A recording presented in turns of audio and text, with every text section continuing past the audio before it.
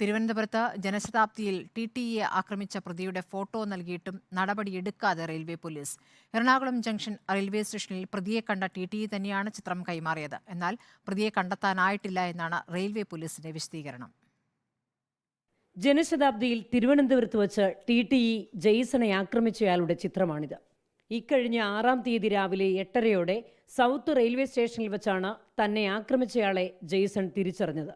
ഉടൻ തന്നെ പ്രതിയെ കണ്ടെത്തിയ വിവരം റെയിൽവേ പോലീസിനെ അറിയിച്ചു.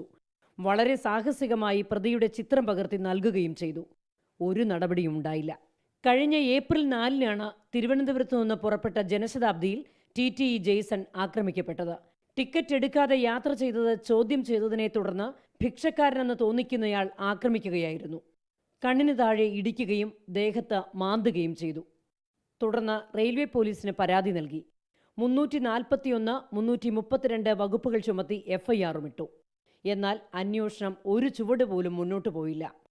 സംസ്ഥാനത്ത് TTEമാർ തുടർച്ചയായി ആക്രമിക്കപ്പെടുന്നതിനിടയിലാണ് റെയിൽവേ പോലീസിന്റെ ഈ കുറ്റകരമായ മൗനം. Reporter ലേബി Sajeendran, in reporter, Kochi.